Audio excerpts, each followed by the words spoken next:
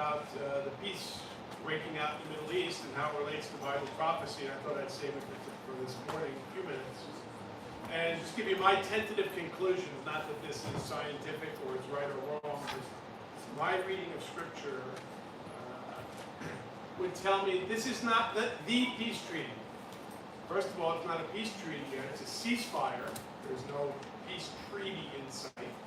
So ceasefire is different than a peace treaty. And secondly, if we base our reading of Scripture, our reading of the end times today based on Scripture, then I think we're kind of in an incomplete phase. And the three Scriptures that relate to the wars before the peace treaty would be the Psalm 83 war, and then the wars of Ezekiel 36, 37. And what that would be this, would be Psalm 83, I'll just read a part of this, includes 10 nations around Israel, including the tents of Edom and the Ishmaelites, Moab, the Hagrites, Byblos, Ammon, Amalek, Philistia, Tyre, even Assyria. Okay, all those nations which border Israel today, many of them, if not all of them, have been engaged in terrorist activity and war against Israel. So that seems to be ongoing. So that we could be in the midst of the Psalm 83 war. That would not surprise me.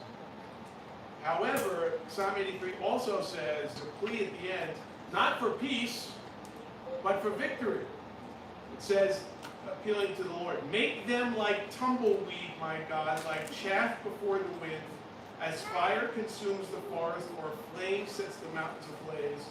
So pursue them with your tempest and terrify them with your storm. Cover their faces with shame, Lord, so that they will seek your name. Let them know that you, whose name is Yahweh, that you alone are the Most High over all the earth.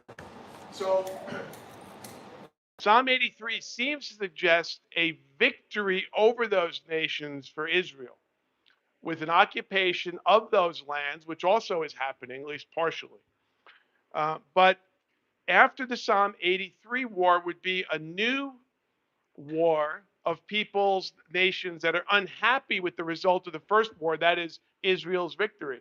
And that would include Gog and Magog and those countries which would be seemingly Russia and Iran and Turkey and possibly the Sudan and Libya, those countries. So there would seem to be another web of alliances, non-Arab peoples, for the most part, coming against Israel in the next wave.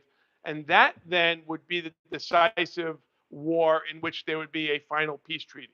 So my reading of Scripture in the end time says, if we're in the middle of the Psalm 83 war, it's not over yet. So this treaty will not conclude that battle. That battle still has to go on further. And we're looking for a second wave of battle with the non-Arab peoples after Israel wins the first victory and inhabits those neighboring lands. So my tentative conclusion is that Donald Trump is not the Antichrist. So welcome.